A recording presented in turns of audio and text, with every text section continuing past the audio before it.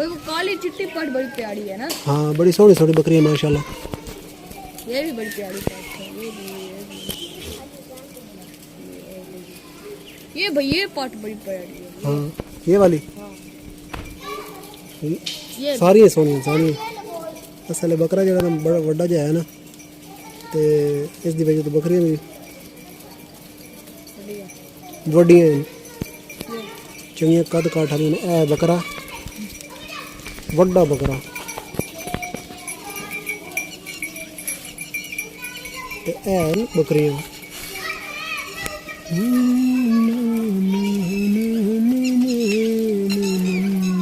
ये भाई ये बकरी भी बड़ी प्यारी थी। ये काली हाँ।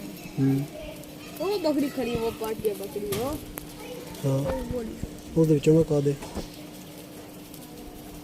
कब तो सारों के अच्छे हैं। हाँ सारी बकरियां दे चंगे का दे ये अभी अभी अभी है। कब तो सारों के अच्छे हैं। भाई ऐसे लगे हमारी बकरी वो सारी बकरियां ने वीडियो बनाना था।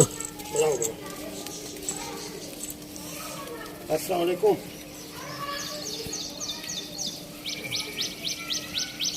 भाई अभी आपको टैडी नस्ल की बकरी ये ये तो भाई ये देखो टैडी नस्ल के बकरे।